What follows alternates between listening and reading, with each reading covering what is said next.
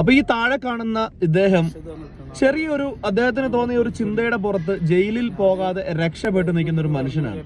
അദ്ദേഹം കഴിഞ്ഞ ദിവസം വിദേശത്തേക്ക് യാത്ര ചെയ്യാനുള്ള തയ്യാറെടുപ്പിലൊക്കെ ആയിരുന്നു. അപ്പൊ അദ്ദേഹത്തിന്റെ ഒരു സുഹൃത്ത് വിളിച്ചിട്ട് അദ്ദേഹത്തിന്റെ സുഹൃത്ത് ഒരാൾക്ക് വേണ്ടിയിട്ട് കുറച്ച് സാധനം കൊണ്ടുവരാമോ എന്ന് ചോദിച്ചു.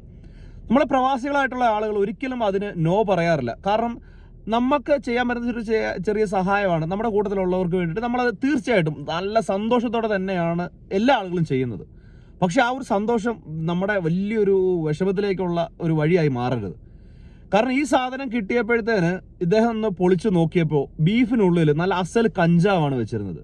അപ്പോൾ നമ്മുടെ മനുഷ്യർ എന്തുമാത്രം സ്വാർത്ഥരാണെന്ന് ഒന്ന് ചിന്തിച്ചു നോക്കുക. ഇതിനു മുമ്പ് ഞാൻ എവിടെയോ കണ്ടിരുന്നു, ഒരു ജീൻസ് കൊടുത്തു വിട്ടിട്ട് ആ ജീൻസിന്റെ തുണിക്കകത്ത് തയ്ച്ച് വെച്ച് കഞ്ചാവ്, അതും ഇതുപോലെ പൊട്ടിച്ചു നോക്കി മനസ്സിലാക്കിയിട്ടാണ് അതിനെ തിരിച്ചു വിട്ടത്.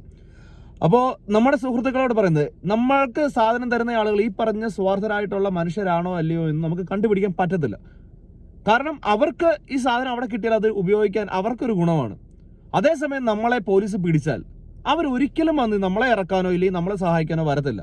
നമ്മുടെ ജീവിതം പോയി നമ്മൾ അങ്ങനെ കിടക്കത്തേ ഉള്ളൂ. കഞ്ചാവുകാരൻ എന്നുള്ള ഒരു പേരും കൂടെ നമുക്ക് അടിച്ചു കിട്ടും. അതിനെക്കാട്ടും നല്ലത് എത്രത്തോളം അടുപ്പമുള്ള ആളുകളായിക്കോട്ടെ, അല്ലെങ്കിൽ നമ്മുടെ കൂടെ കമ്പനിയിൽ വർക്ക് ചെയ്യുന്ന ആളുകളായിക്കോട്ടെ, അങ്ങനെ എന്ത് തരത്തിലുള്ള ബന്ധമുള്ള ആളുകളായാലും അവർ കൊണ്ടുവരുന്ന സാധനം അപ്പം തന്നെ കവറിൽ പാക്ക് ചെയ്തിട്ടൊക്കെയാണ് വേണ്ട ഞങ്ങളിത് പൊട്ടിച്ചു വെച്ചോളാം എന്നുള്ള രീതിയിൽ തന്നെ അതിനെ പൊട്ടിച്ച് കാര്യങ്ങളെല്ലാം ചെക്ക് ചെയ്തിട്ട് കൊണ്ടുവരാൻ നോക്കുക. കാരണം ഇതിന്റെ പുറത്തൊരു പിണക്കോ കാര്യങ്ങളോ ദേഷ്യമോ ഒന്നും അങ്ങോട്ടും ഇങ്ങോട്ടും തോന്നേണ്ട കാര്യമില്ല. കാരണം നമ്മളുടെ ഒരു ജീവിതം നഷ്ടപ്പെടുന്ന കാര്യമാണ്. അതായത് ഒരു ജീവിതം ഫുള്ള് ജയിലിൽ കിടന്ന് ഇതുപോലെ ഒരുപാട് ആളുകൾ പല വിദേശ രാജ്യങ്ങളിൽ, ഇപ്പോൾ സൗദിയിലായിക്കോട്ടെ, ദുബൈയിലായിക്കോട്ടെ, കുവൈറ്റിലായിക്കോട്ടെ, പല രാജ്യങ്ങളിലും ഇതുപോലെ നിരോധിച്ചിരിക്കുന്ന പല സാധനങ്ങളും കൊണ്ടുവന്നതിന്റെ പേരിൽ ഇപ്പോഴും ജയിലിൽ കിടക്കുന്നുണ്ട്. അത് മനസ്സാവാച അറിയാത്ത കാര്യങ്ങൾക്ക് ആളുകൾ ജയിലിൽ കിടക്കുന്നുണ്ട്. അവർക്ക് ചിലപ്പോൾ കേസ് നടത്താനും കാര്യങ്ങൾക്കൊന്നും കൂടത്തില്ല. അപ്പോൾ നമ്മൾ അധ്വാനിക്കാനും കഷ്ടപ്പെടാനും വേണ്ടി വന്നതാണ്. അപ്പോൾ നമുക്കിട്ട് പണിയുന്നവരും ഇതും കൂടെ ഒന്ന് ചിന്തിക്കുക.